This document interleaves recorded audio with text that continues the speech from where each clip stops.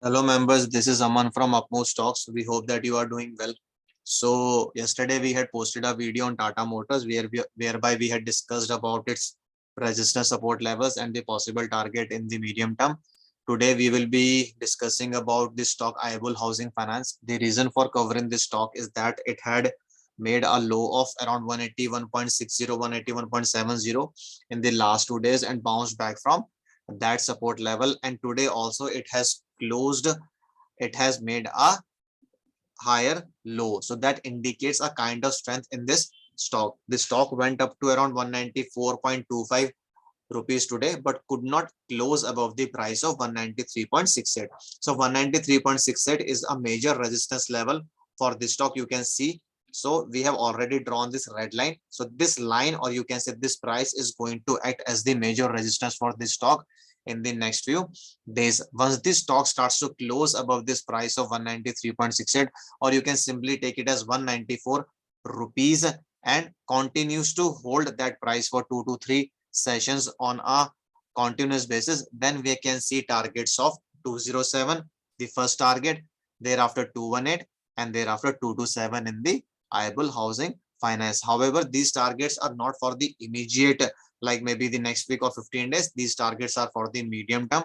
We are here analyzing daily charts, so these targets can take some time to actually come. So the first target would be 207, the second target would be 218, and the third target would be 227. The immediate support for Ayabul Housing Finance would come around to be 181.78, or you can simply take it as 181. Any continuous closings below this level would indicate further weakness in this stock. So if you are holding this stock in your portfolio, two important price levels that you need to keep in your mind as of now is, first, the resistance level of 194, and secondly the support level of around 181 rupees. Continuous closures above the price of 194 would indicate further strength in this stock, and continuous closures below the price of 181 would indicate further weakness in this stock. Once this stock manages to close above the price of 194,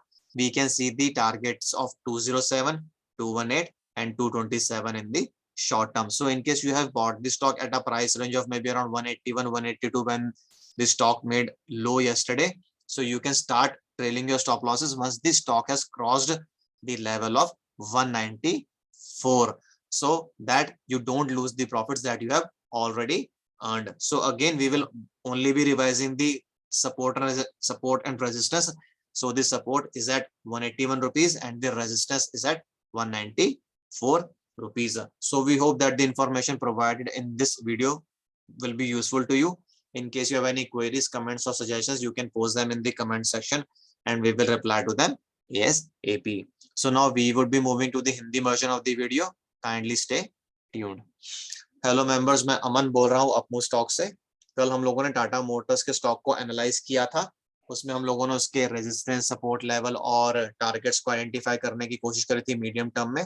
अभी जो stock हम लोग discuss करने वाले हैं आज, उसका नाम है आयबुल हाउसिंग फाइनेंस।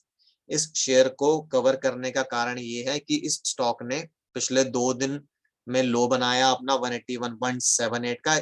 यहाँ पर इसने सपोर्ट लिया और यहाँ से इसने बाउंस बैक किया। लास्ट टाइम इसने इस लेवल को 18, आप देख सकते हैं यहाँ पर, लास्ट टाइम ये इस लेवल पे अराउंड 12 मई को था।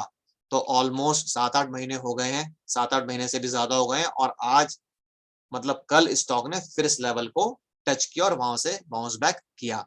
तो अब स्टॉक ने आज भी एक हायर लो बनाया। आप देख सकते हैं कि जो आज का लो है वो कल के लो से ऊपर है। तो कल का जो लो था वो 181.60 था और आज का जो लो है वो 189.75 है। तो ये एक तरह की स्ट्रेंथ इंडिकेट करता है स्टॉक में। तो अब हम इसकी रेजिस्टेंस डिस्कस करेंगे, सपोर्ट डिस्कस करेंगे और टारगेट्स डिस्कस करेंगे।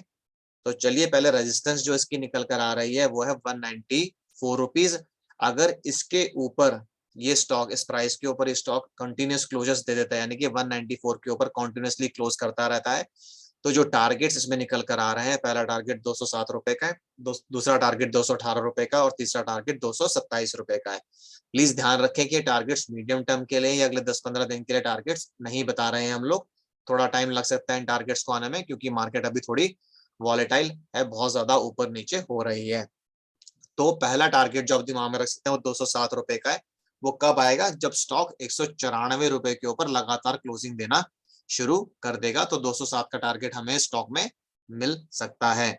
जो स्टॉक का इमीडिएट सपोर्ट निकल कर आ रहा है वो इसका भी जो रिसेंटली लो बनाया है वो है 181.60 के अराउंड, नहीं तो आप सीधा सीधा उसको 181 रुपए ले सकते हैं। तो अगर किसी के पोर्टफोलियो में स्टॉक है तो उनके लिए दो प्राइसेस बहुत इंपॉर्टेंट है। एक तो इमीडिएट रेजिस्टेंस जो कि 194 रुपए के करीब है, और दूसरा इमीडिएट सपोर्ट जो कि 181 रुपए के करीब आ रही है। 194 रुपए के ऊपर अगर स्टॉक लगातार क्लोज करेगा तो इसमें फर्दर स्ट्रेंथ आएगी। वैसे ही अगर स्टॉक 181 रुपए के नीचे लगातार बंद करना शुरू कर देगा तो इसमें वीकनेस आनी शुरू हो जाएगी। तो अगर किसी ने ये स्टॉक बिल्कुल लो प्राइस पर यहाँ पर खरीदा है 181 के अराउंड, तो वो अपने फाइनेंशियल एडवाइजर से डिस्कस कर सकते हैं कि उनका स्टॉप लॉस अब कहाँ होना चाहिए। और अगर ये 194 के ऊपर निकल जाता है और बंद करना शुरू कर देता है, तब आप अपने स्टॉप लॉस को ऊपर भी लेकर आ सकते हैं, ताकि जो प्रॉफिट्स आपने अभी तक इस स्टॉक में अर्न किए वो आपके नुकसान में कन्वर्ट ना हो। तो हमने कौन सा स्टॉक डिस्कस किया? हमने आईबुल हाउसिंग फाइनेंस को डिस्कस किया। इसका जो इमीडिएट रेजिस्टेंस निकल कर आ रहा है वो आ रहा है 194 रुपए पे। इसके ऊपर बंद करेगा तो जो नेक्स्ट टारगेट निकल कर आता है वो अराउंड 207 रुपए के करीब आता है, 205 207 आप ले सकते हैं। उसके बाद 218 हो जाएगा और फिर 227 रुपए हो जाएगा। जैसे जैसे लेवल तोड़ता जाएगा उसको उस पर्टिकुलर लेवल के ऊपर थोड़े दिन रुकना भी पड़ेगा लगातार। नीचे की तरफ जो सपोर्ट एरिया निकल कर आ रहा है वो सपोर्ट एरिया निकल कर आ रहा है 181 रुपए का। अगर 181 रुपए के नीचे बंद करना शुरू कर देगा तो फिर इस स्टॉक में हमें और भी फॉल नजर आ सकता है, यानी कि आप और भी वीकनेस स्टॉक में देखेंगे। तो अगर आपकी कुछ भी क्वेरीज, कमेंट्स या सजेशंस हैं तो आप उनको कमेंट बॉक्स में डाल दीजिएगा, हम उनका रिप्लाई करने की कोशिश करेंगे जल्दी से जल्दी। और इसी के साथ मैं इस वीडियो को एंड करूंगा। This is Aman signing off. Bye bye, take care.